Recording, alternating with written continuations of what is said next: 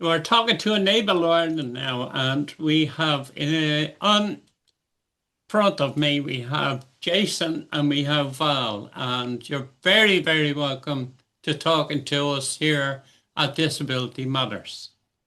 So you might tell us a little bit about Enable, why they were set up and what they do. Well, Enable Ireland actually provides services to 13,000 children and adults across the country. And we provide vital therapy supports, including clinical, day, residential, respite, and family support services. We also provide preschool services, and we're a patron to 2 special schools. The services we provide are from childhood to adulthood, and our expert teams work with the individual and their family as appropriate on a plan for each life stage. So that's what we do. Okay. And is it me, people with physical disabilities or mental disabilities or intellectual disabilities or all 3? It's all 3 at the moment. Okay. Historically, it originally was set up and it was just primarily for people with physical disabilities. But as times have changed, we've changed. Very good. And what's your own role? Do you mind me asking? I've had the pleasure of working for Enable Ireland for the past 27 years. Wow. Okay. And in that 27 years, I've been a day service coordinator, which I've been very proud of. And when the pandemic hit, I was part of a group of people who came together to set up a virtual service to replace the services that weren't available at that time. And we made within 2 weeks, we put an online service up online, which replicated what was happening within the services. And we started off in the Dublin area, specifically in the CH06 area, different CHOs. And then that expanded then into other parts of Dublin. And then with the support of Microsoft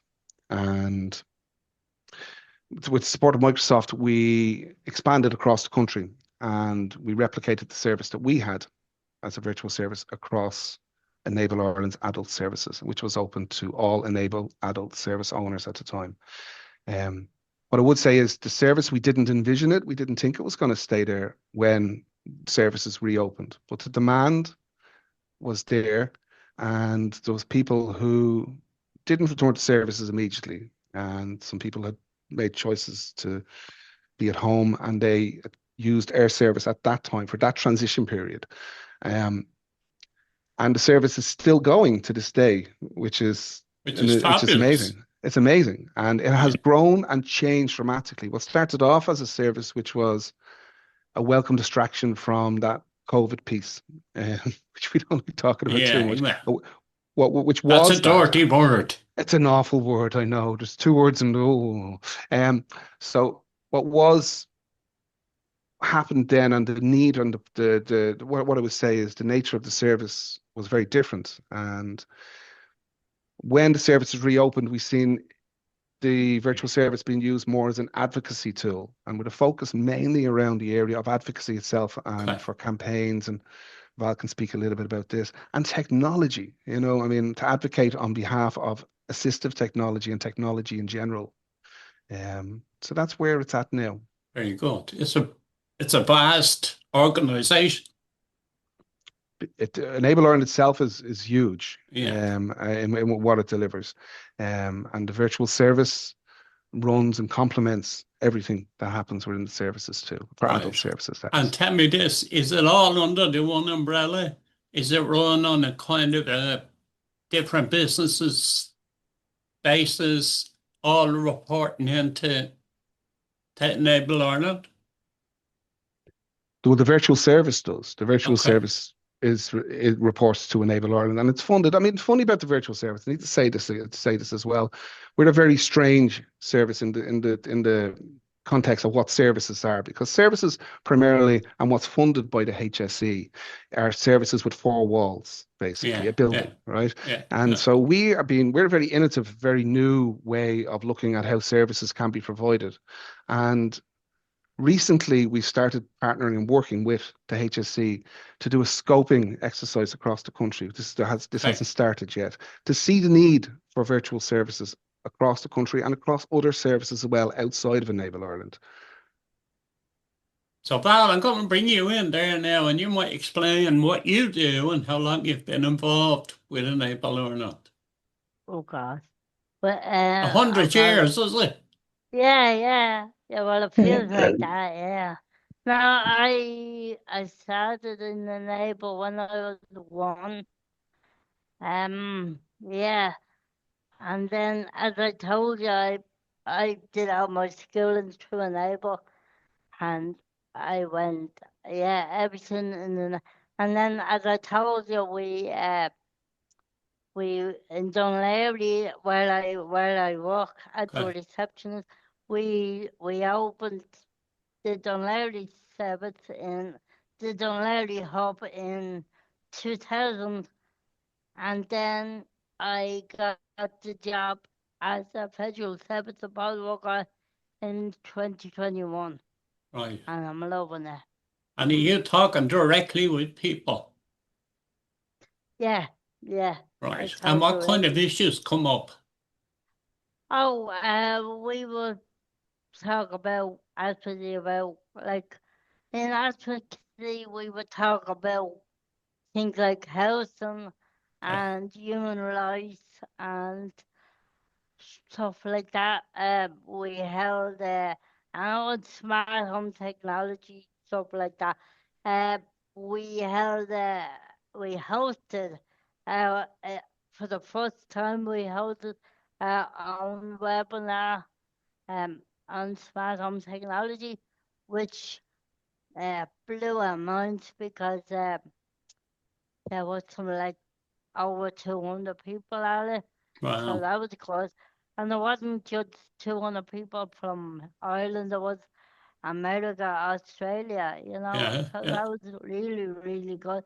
Just good to show you how far the federal service had come, like from back in the day, uh, like from we had basic things going, like just keeping people connected, and to this day where we have uh, where we stream the likes of webinars and we stream a lot of other things, and we have guest speakers coming in, and we talk to the likes of the Who. Now I don't mean the band. I mean the world. Yeah. I wouldn't mind talking to the band. yeah, Yeah, yeah. I'll talk to Roger. Yeah, Roger Daltrey, no problem. Yeah. Anyway, yeah, the World Health Organization. Very So good. we talked to them a couple of times. So yeah, I just think that when I look back then from then until now, it just it just amazes me how far we've come and Right. how far we've grown. And not only that, but the people um, who deliver and create the online service, how far they've come. And not only them, but myself included, our confidence have grown and our self-esteem and like back in the day, we would be a little bit nervous to talk to um guest speakers such as yourself or whatever. But now we don't have a problem, so that just go. The people putting it in the eating, isn't it? That's it. Just go, yeah. And tell me this, what's your hope for the future? Do you want to go on Um, and do something else within the oh God, yeah, organization or? world domination. You're not looking for No, much. no. No, I'm only joking. Yeah, I like to. Well, me, I like to carry on, and I'm sure my colleagues feel the same way. Yeah, And I'd like to be just for the service thrive and be more inclusive, which it is already, and just maybe which it is just be more inclusive and exciting, and you listen. Well, it does listen to the people, but yeah, and it will grow, and it's big now. But I have a feeling that with all the collaborations that we're doing Yeah. with other organizations like uh,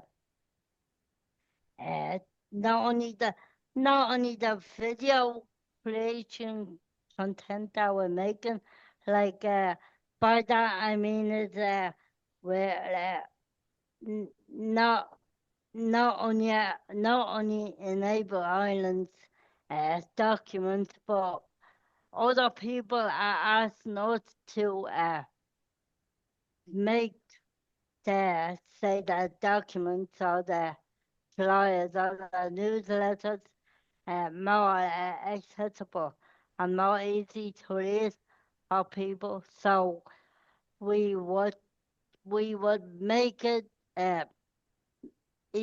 more easier to read, like by that being through our podcast or through video content.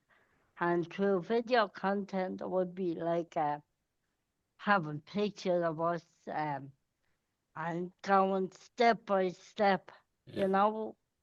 You know where I'm coming from. I do, exactly, yeah. That's Yeah. exactly what we try to do, go step by step, and you get there Yeah. eventually. You do, because like I think it'd be now like not really making it really okay. Yeah. Really simple, but as simple as you can. I believe that less is more. Yeah. You know, like do you know where I'm coming from? I do, And exactly, yeah. I do, exactly. Yeah, I think you do now. Well, when you think about it, there are, or they say there are 600,000 people in Ireland with a disability. So there's a big audience out there waiting to hear from you. Yeah. So, Jason, I'm going to bring you back in, and you might tell us a bit about the virtual service, who uses it, and what do they get out of it? Well, I'll tell you just before I say that as well. I mean, I have to just, if you don't mind, just to say, one of the Oh, major achievements of the virtual service, which we didn't expect, was the employment aspect, where okay. we've employed 12 service owners, which is a term is used within Enable Ireland's adult services. So the service owners, we've employed 12 service owners from across the country to co-design, develop, and deliver the content online.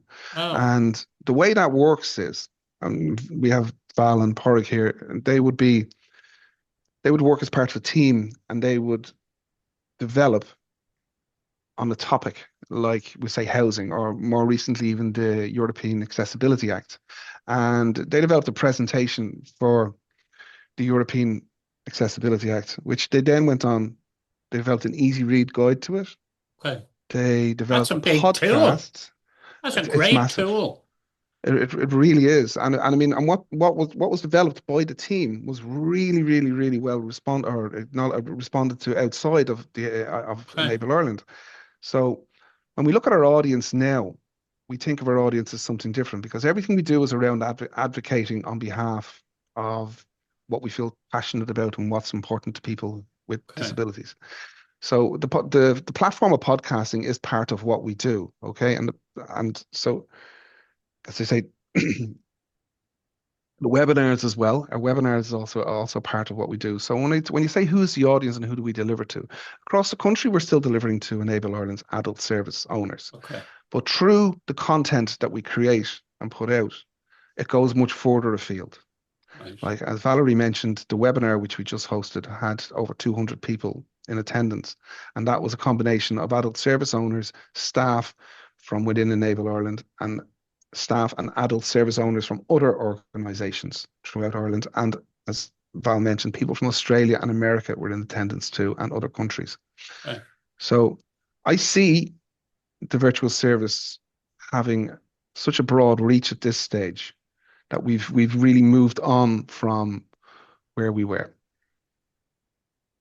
It's an important service. There's a lot of positivity out of it. There Yeah. is. And And there's been some amazing opportunities have come. I mean, like yeah, Pádraig was here presented a couple of years ago at the Triple ATE in Italy, which was a wow. massive achievement for the virtual service to be recognized and to be seen at that platform. On top of that, we've also presented at the United United Nations. Nations. Oh, Pádraig's Yeah, voice is here. Sorry, Pádraig. it's in. 30. I Go on, Pádraig. apologize. I Take it, Pádraig. apologize, John. I apologize, everyone. I also presented to the UN delegations from the UN, and there was diplomats from all over the world. Sorry, Jay. Sorry for interrupting you. Go ahead. No, go ahead. Yeah. So you presented to all these people, and how did you present? Was it online or in person in front of them? No, it was on the virtual, so I didn't have to leave my house, which Very was a good. good thing because I like my own surroundings, John, Yeah, as you know. very good. He did have to leave the house to go to Italy, though, which Yeah, was yeah, yeah. Yeah, well, Well, he didn't mind not the that. not the UN, the diplomats. Over to Italy, I left the house, of course. Of course. So, Now, Jason, tell us a bit now about the future of the virtual piece of what you do.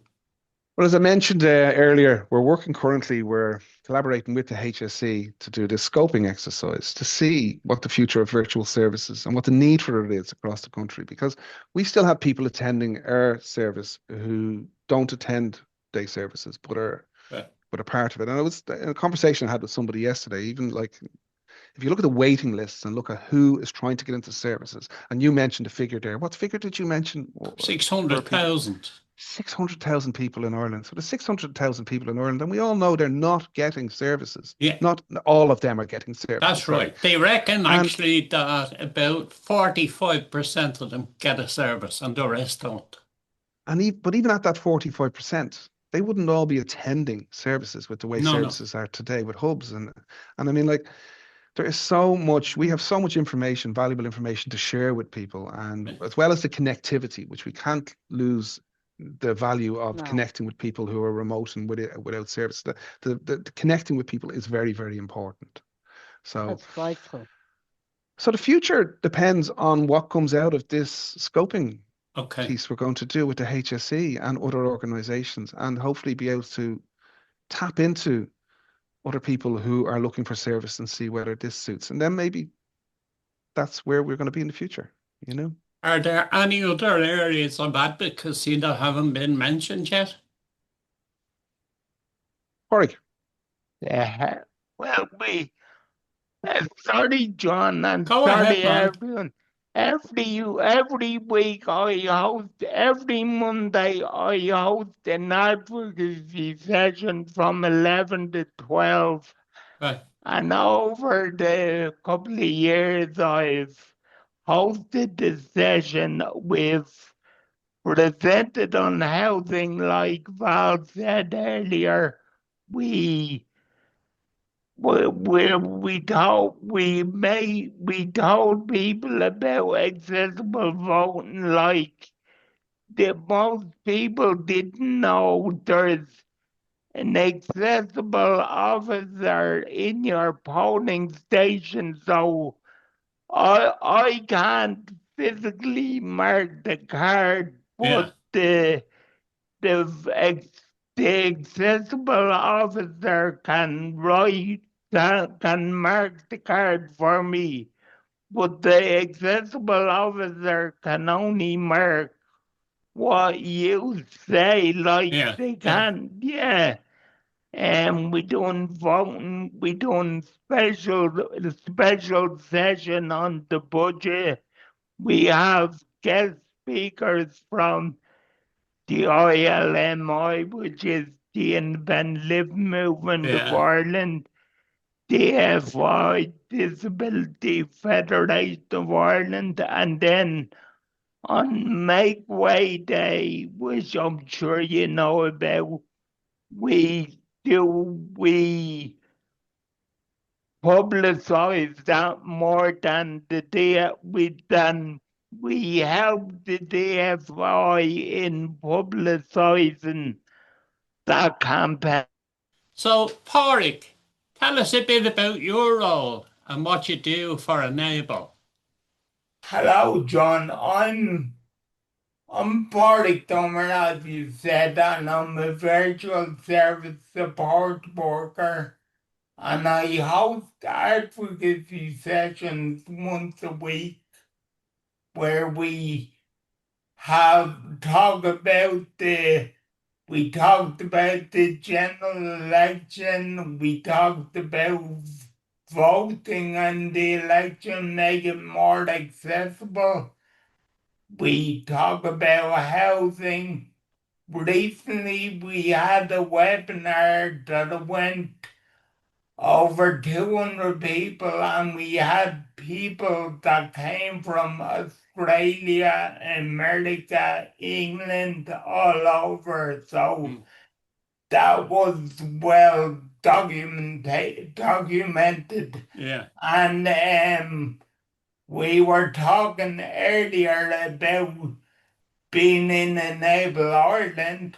Yeah. Well, unlike a lot of my friends and colleagues, they went to school in Enable, so they've been with Enable for quite many years. Okay.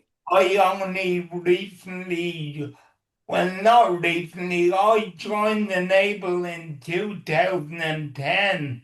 Ah, right. And I'm loving it. Good. And sorry, John. Now, tell me this. You were telling me earlier about something I've never heard of, and that's assistive voting. Tell us a bit more about that. Okay, like for me personally, I can't mark the ballot cards with Yeah. the X. I can't write. So there's in each polling center, which I only found out a few years ago, there is an accessibility officer.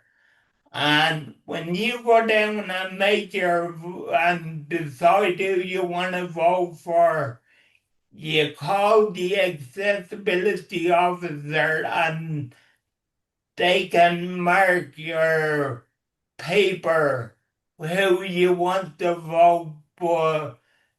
They have to go your choice. They Yeah. can't vote for who they want. I get you, yeah. It's your decision. Like, I know I'm being silly, but No, you're right. voting is a human right, and Of everyone course. should have the choice to who they want to elect. And tell me this, do you call them up or can you go in and talk to them? Well, what I do is my voting station is the local school, which is Right. pretty accessible for my power chair. Yeah.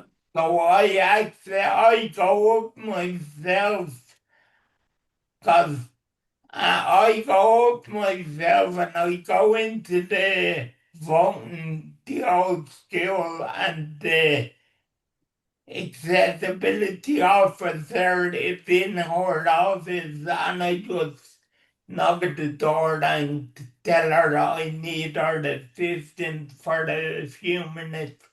That's And very, more very interesting. That, and I'd say a vast amount of people don't know that exists. like I said, John, I only found out a few years ago. Yeah. Wow.